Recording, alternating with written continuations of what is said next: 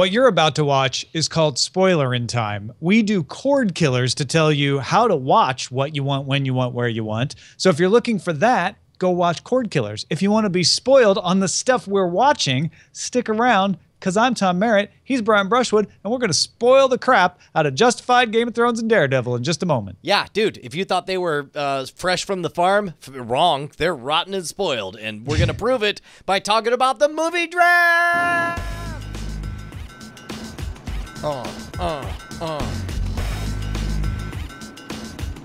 Dude, Team Chainsaw Suit continuing to tear it up right there in first, take two. Chainsaw Suit doing really, really well with $540 million. That's really charitable of you. That's really nice, Brian. I like that you're being positive about Chainsaw Suit. Well, what do you mean? Because it's probably the last week that you'll be able to say anything positive about it. Wow, I mean, they've got, I guess, no, you're right. Did Central Intelligence already come out?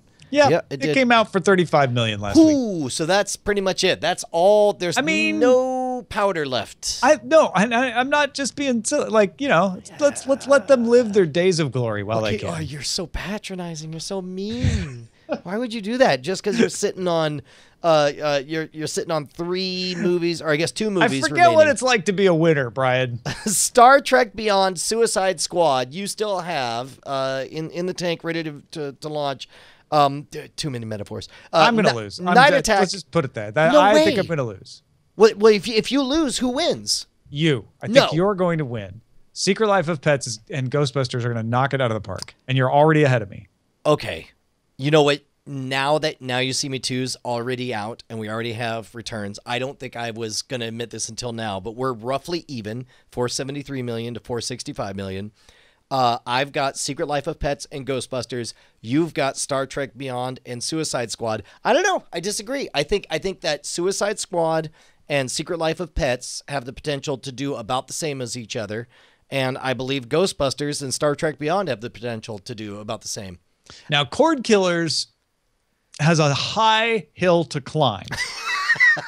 Don't get me wrong. Christy and Milango have got their work cut out for them. But in the next 2 weeks, we're going to find out if that work can be done, because they've got Independence Day Resurgence this week and The Legend of Tarzan and The Purge election year the week after. So we are really going to have focused this within the next 2 weeks. Meanwhile, Finding Dory was a star for poor Amtrekker, but that's it. That's all he's got. And so at $135 million, he finishes with $352. It might make another $100 million. And he'd still only end up with $452. Every single year, every year we do this, Tom, I am so convinced at the beginning of the summer that I know how it's going to play out, and I'm always amazed, and this year is no exception. That's fantastic. Yeah. So anyway, if you're wondering about Warcraft, it's still sitting there for Team Cordkillers at $38 million, kind of crushing their dreams like an orc sitting on your lunch. And there was a really interesting article in Wired today about how if you thought Warcraft tanked because you're looking at that domestic number, you're missing the point. It has changed blockbusters forever because it showed that you can tank in the US and still be a successful movie, because this thing made $135 million opening weekend in China. Yeah, dude, they made back, their initial budget was $160 million, and in 5 days, it made it all back just in China alone. That's extraordinary, and I believe that they were hinting that this could be the title with the largest delta between its domestic and international box office numbers of all time. Yeah, and we could be looking back at this point in the future and saying, this is when movie companies started to make movies for the world, or at least particularly lucrative regions of them, rather than making movies for the United States that would also work in the rest of the world. We talked about this a bit in the pre-show. I would love to know whether or not they made any specific changes for like the lip syncing and stuff, given that this movie had so much CGI in it. It made me wonder if they, presumably it was dubbed in Chinese, if they didn't adjust some of the lip syncing as well. I don't know. Yeah, I mean, because you could do that, theoretically. Well, and it's getting easier than ever to do. Yeah, yeah. But anyway, thought that was worth throwing out there. I know that doesn't help Cordkillers sleep through the night any better. it does help them in their campaign to force us to do international gross from now on. By the way, over on the chat realm side of things, yet again, and we'll see how it all shakes out, but as of this moment, there is only one person with one unique slate sitting in first place, Brown Coat Jedi. I don't understand how it keeps happening. I keep assuming there's going to be like a 50-way tie for first place. It's just continuously not the case. It's amazing. And he's still got a ways to go, right? This person has had all their movies come out, if I'm reading this correctly. Yep. So he probably can't stay in first place, but you never know. And he only spent $99. He didn't spend the full 100. Well, this was an odd year for what people spent. Yeah, it really is. All right, let's get into spoiling Daredevil, the up to the penultimate episodes 10 through 12. Yeah, That's all right. 62. Spoiler alert. I love every second everyone who is not Elektra is on the screen. Every moment Elektra's on the screen, I ask myself, what's everybody else doing? I don't know what it is. I just don't think she's, maybe it's either the character's too weak or the execution's too weak, or it's that I don't know what it is. I would say you don't like brunettes, but isn't your wife brunette? Yeah. Okay. Why, you don't need to make this personal. What's going on here? No, I'm not trying to make it personal, but like I love Elektra, and part of it is that I just like the way she looks. Maybe you can sell me on her. Fights. What is fascinating about her to you? Is that she's a killer, a murderer? She loves killing? Well, yeah, it's that classic, like, you know, she is an attractive person who is like really fun to be around sometimes, but also has this horrible side. And you're like, oh man, you know, probably shouldn't put up with that horrible side, but God, I really like this about her. That she is that character to me. Oh man, I think you maybe just explained why I want nothing to do with her. Because I already dated that chick in high school, right? Yeah, I didn't marry that chick, thank goodness, but I definitely dated her. The other thing, oh, doggone it. There was something else we were going to talk about, but I've already started to forget about it. You said you loved every scene the Punisher is on. Is that it? Yeah, that's true. I love, I don't know. I remember what it was. I can't be bothered to really get engaged. Do you remember the difference among many of the differences of the first episode of The Matrix versus the sequel, Reloaded, was that partly due to the Columbine tragedy, they backed away from gun usage and they went to martial artistry or whatever. That was, I think, part of what made the second movie inferior to the first, is that it was less relatable because all of a sudden it was this highfalutin, you know, crouching tiger, hidden dragon, jumping around with wires, slashing at each other thing. I definitely feel that, and I feel the constraints of the budgeting and of the direction in Daredevil. I think all of the ninja scenes are boring as hell. I think Stick just looks like a man 5 years too old for that part. I don't feel the energy of it. I don't buy any of those scenes, and I'm really bored by them. Now, I'll be the first to admit that I'm a chump and a Philistine, and I like bad things sometimes. But I think Stick's amazing still. I love every minute Stick's on there. And it's a similar thing to Elektra. Like, I just like him. Like, I just like that crotchety old man character and how he just doesn't give a damn about anything. And so he's still captivating me. And I like ninjas. I still like ninjas. These are definitely not the best ninjas. I'm with you part way down that road. Look. But bad ninjas to me are better than no ninjas at all. Yeah. I'm not saying I put on my tombstone I didn't like the ninjas. But man, those scenes, they're just carving. They're just clumsily shot. They don't engage. There's to be honest, there's it falls into the same trap that The Walking Dead does, where it assumes like, oh, more blood equals more grisly equals more shock factor. And that's not the real way good stories are told. You can shock by showing less and pacing more. And Daredevil has definite pacing problems. And I understand this season was less about Matt Murdock. And I understand they're building up tension, probably because there'll be some third season where he and Foggy get together and make out. But for right now, I just find myself not liking anyone. And that's a dangerous place to end up a second season of something for me, because like I don't know who I can. Well, you care still about haven't watched at the all. finale, right? No, correct. One more episode to possibly save you. Yeah, sure. But right now, my favorite character is Kingpin. If I could, I would just watch Kingpin and the Punisher, and I'd watch the two of them run the prison if I could. By the way, side note, per face for radio, Stick is 1,000 eyes as a grumpy old man who survived 1,000 years. 100 eyes? 100 eyes. He wrote 1,000 eyes, but I assume he means 100 eyes. Yeah, no, I look, we all get it. Everyone who's blind knows martial arts. We all know this. It is known Khaleesi. Every blind person I know knows martial arts. even some visually impaired people I know, like Dave the psychologist, like kick my ass. I believe all of arts. this. So it's absolutely true. Okay, so I'll tell you the thing that I recall bugging me here, and it was not the ninjas. I still love Elektra, and I still love Stick. What bugged me here was the conflict between Froggy and Foggy. Matt. Yeah, and Foggy and Matt. It felt contrived to me. I didn't buy it, and I didn't like it.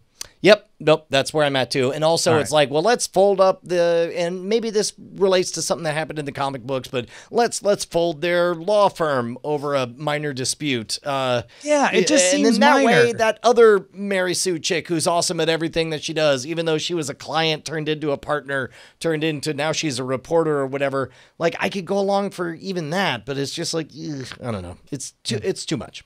All right. Let's talk about something everybody loved. Last night's Game of Thrones, right, Brian? Did everybody love it? Everybody, 100%. Everybody's raving about it. It was awesome, right? You loved it, right? I loved it. Why don't you guys talk to me about what you loved about it? Wait. Did you not love it? I mean, I'm not saying I didn't love it. I'm just saying, let's hear. Sure. Yes, I pretty much loved it. I also disagreed. Well, not disagreed. I also differed with my opinion on the last episode too. So the Marine stuff was just fantastic. I loved Daenerys calling in the dragons and burning down the ship. Was Tyrion's line of like, wait, there's another way, and then the other way was getting a dragon, a little flimsy? Yes. Did I care? No, because I loved watching Daenerys fly a freaking dragon around and kick the master's ass. I loved seeing Grey Worm slice the throats of the two annoying masters, and I just absolutely adored that battle scene and finally seeing Daenerys win. The Bolton fight, I have mixed feelings about.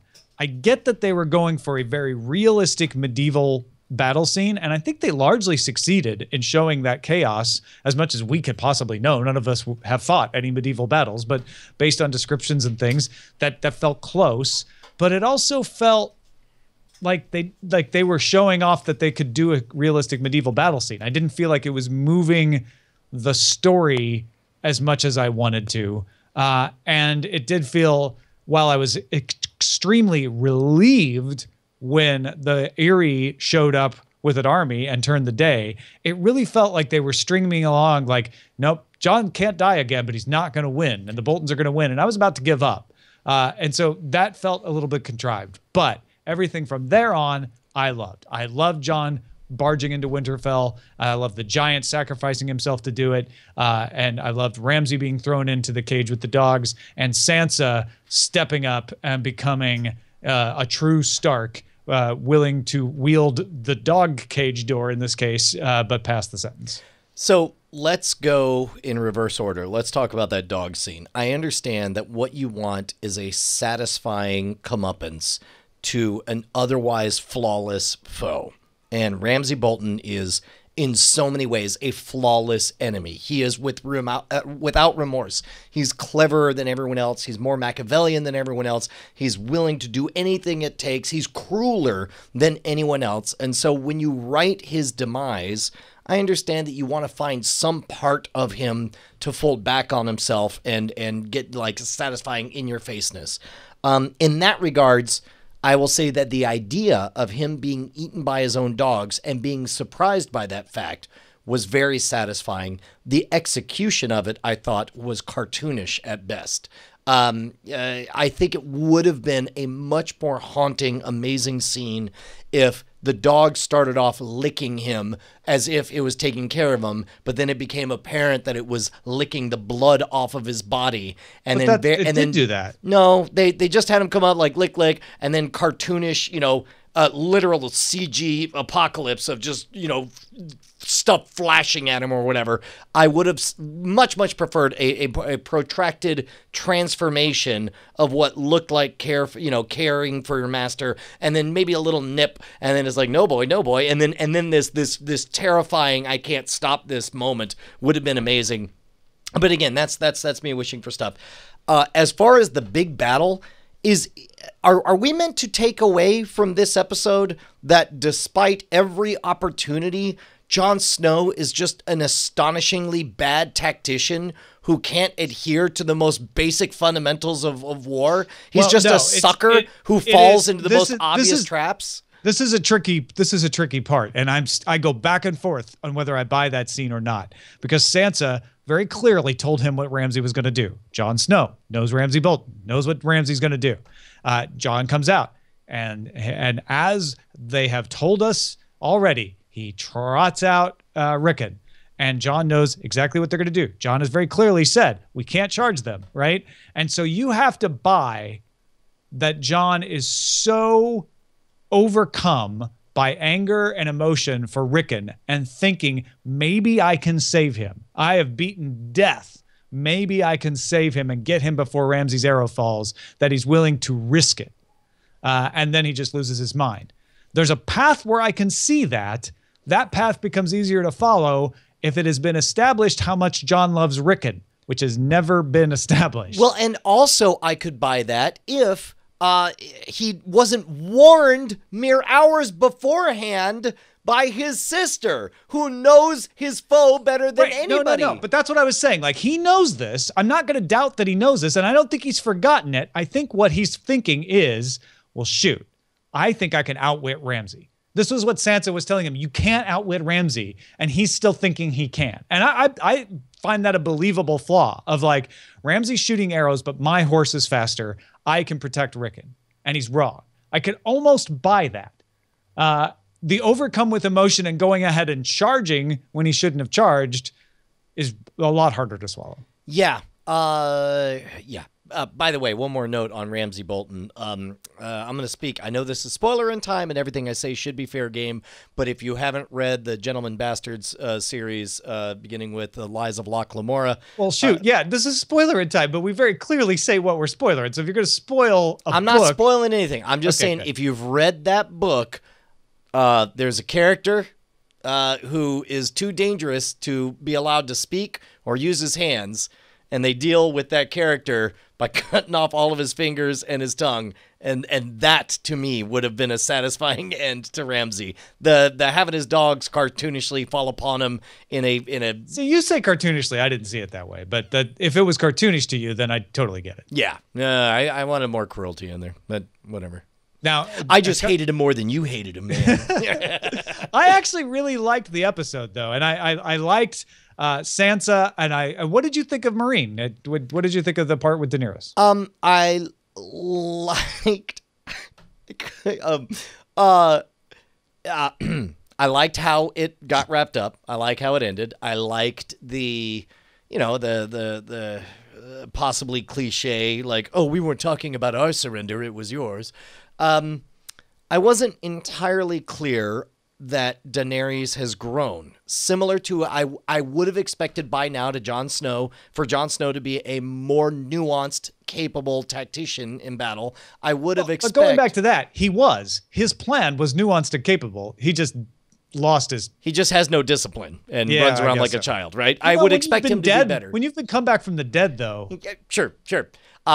Same thing. I would expect by now for Daenerys to be a more nuanced leader and politician than she's like, I don't know, let's just burn them all to the ground. And then and she didn't burn them all. She burned one ship and then got the rest of the fleet. No, because remember Tyrion said, how do you want to deal with them? That was her original and she's like, reaction. I burn everything. Burn it all. She's like, and he's like, yeah, your dad said that. And it's like, I just expected her to be better than that by now, and she hasn't grown. But again, I can follow, for me, I can follow that path of, shoot, man, I just walked out of fire. I just got the Dothraki back. No one can stop me, and these bitches are trying to take something that I already took from them, so let's burn them all. And Tyrion is the conscience that points out, like, okay, yeah, you could do that. You are that person now. Is that the person you want to be?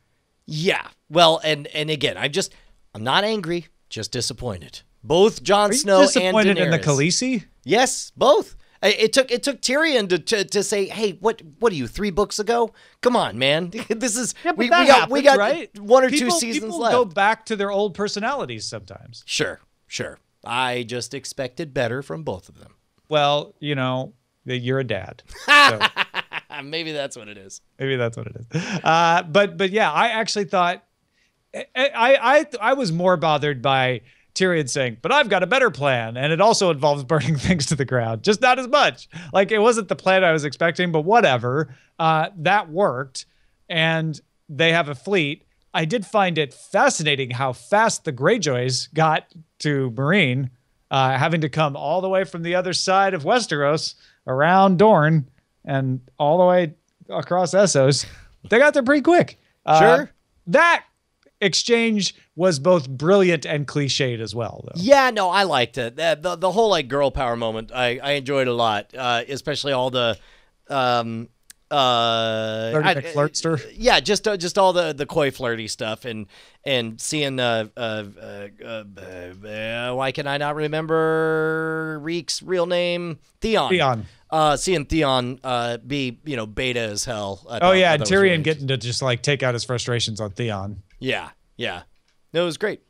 Okay, so the one minor point of this, because I've been complaining for a couple episodes, like, they didn't advance the story. Okay, we advanced the story. Starks retook Winterfell.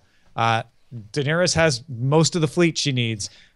What about the wildfire? Because last week, Cersei found out about a rumor that was true, and we were guessing, like, is it the wildfire or Dragonfire, I guess they're calling it in the TV show, that Tyrion had used in the Battle of the Blackwater. And then Tyrion brings it up in relation to telling Daenerys about how his father wanted to burn down King's Landing. Are they trying to drop the hints that Cersei wants to burn down King's Landing? I mean, it wouldn't surprise me, but also it also wouldn't surprise me if really this is a story of all of humanity coming together for a brief moment on the same team against the undead. They've done a good enough job. That must be the end game, right? Right. But maybe through her own hubris, she gets destroyed. I don't know.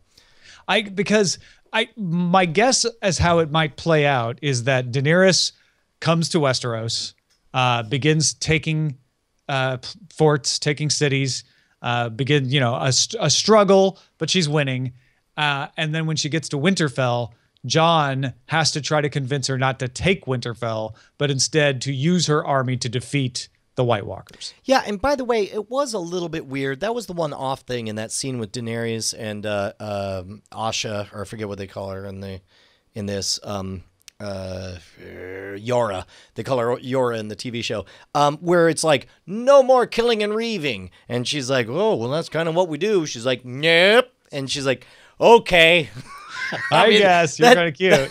That seems that seemed a little bit implausible to me. Every review I read today pointed out, like, what else do they have? They're not going to farm. They're going to like sell salt. Yeah, and it's like, we'll be traders. Hey, good Would for you us. like some rocks? We got some seaweed too. Our nori is amazing. I don't. Yeah. As Knots is pointing out in the chat, their slogan is kind of "We do not sow." Yeah, that's going to be hard to get those tattoos all erased. I guess that's the thing. I know that we're having to move forward, but there are characters that I feel like haven't advanced as much as I'd like by now, knowing how close the ending is. And there's other characters and there's other things that are happening unrealistically quickly. And also, what exactly did Sansa promise Littlefinger that all of a sudden, did you feel I mean, you say you did, but in your guts, did you really think that we were going to watch the Starks lose there? No, I knew we weren't. Okay, right. I felt no tension. But I was getting that entire exhausted time. about how far they were going down that road. I'm like, well, come on. Like, Exactly. That's how I felt. And I'm like, okay, yeah, no, now he's gonna die by being arrowed. No, he'll be died. I was like, how down. believable is it that they have like 3 people left and Jon on death's door and they still win this? Because they're going to. I know that that's going to happen. Right. Go ahead. I'll say it fooled me into thinking they could lose. Like when Jon is being trampled by a literal mountain of the wildlings, I'm like, okay, so maybe this is like retreat is off the table.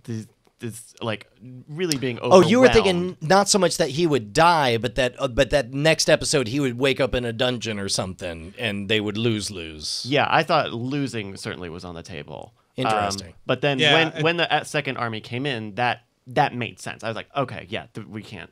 My worst fear was that it was going to be they'll live to fight another day, and they were going to just drag this plot line around again, which I'm glad they didn't. Littlefinger, he wants Sansa. That's what he gets. Like he's been making that pretty clear. Yeah, I guess so. I guess we'll find out. Mm-hmm.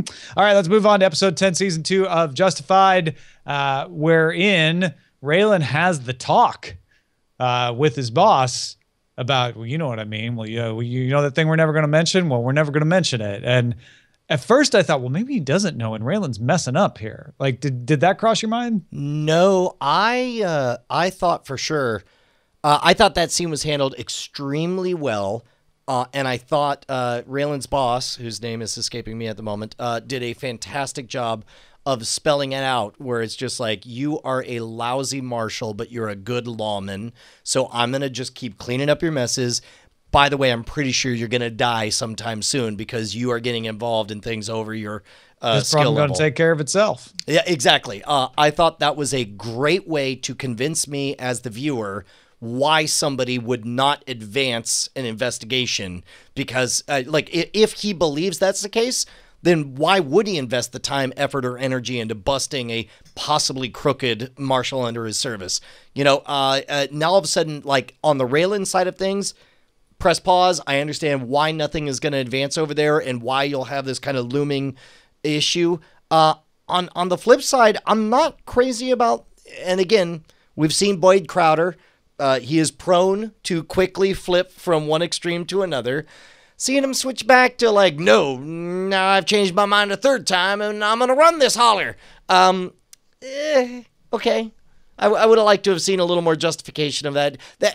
I'm not going to say it's a bad decision. I'm going to say it feels at this point like a less interesting place to go. Like Boyd Crowder as would-be Kingpin is the least interesting of all the versions of him I've seen.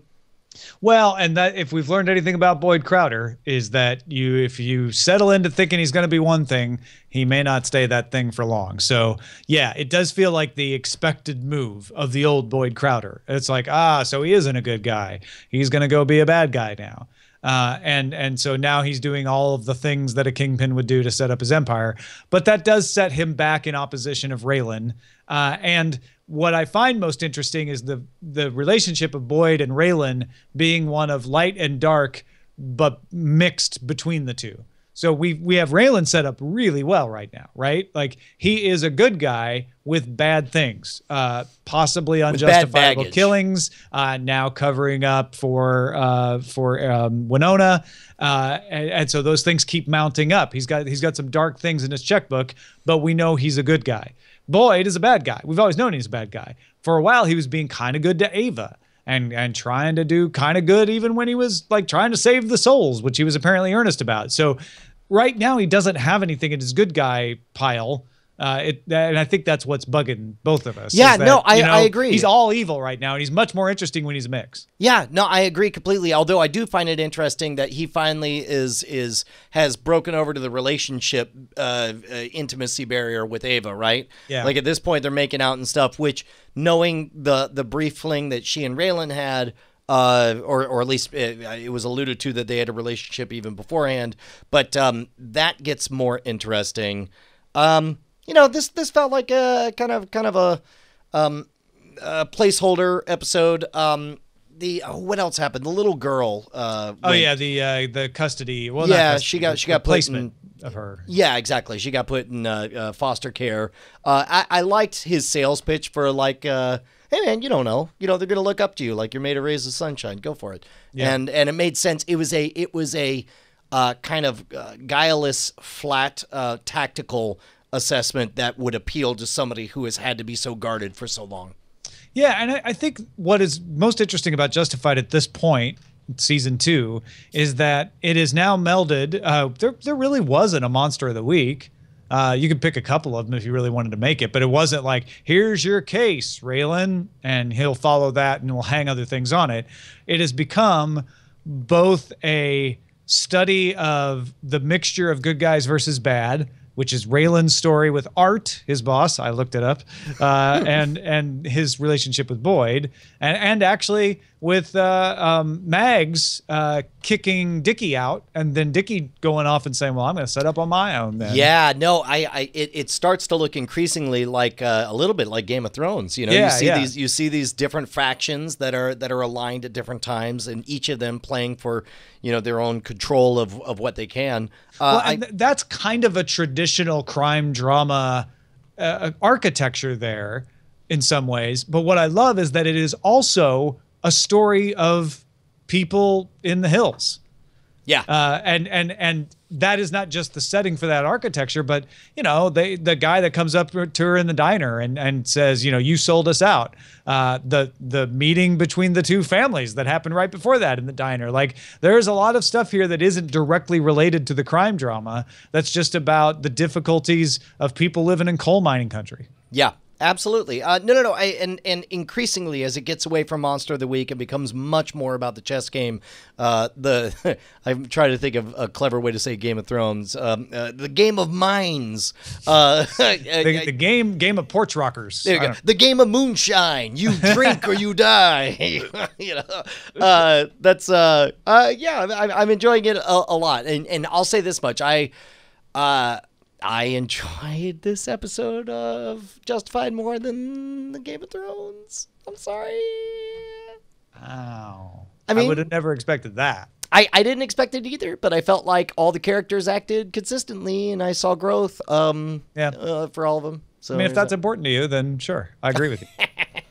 Oh, consistency and growth. I didn't see any dragons development in of characters. Brian, that's all I'm saying. Where were the dragons? Cool, man. Well, that is it. Thanks, everybody, for letting us spoil you like babies. You're the best. Now poop your pants.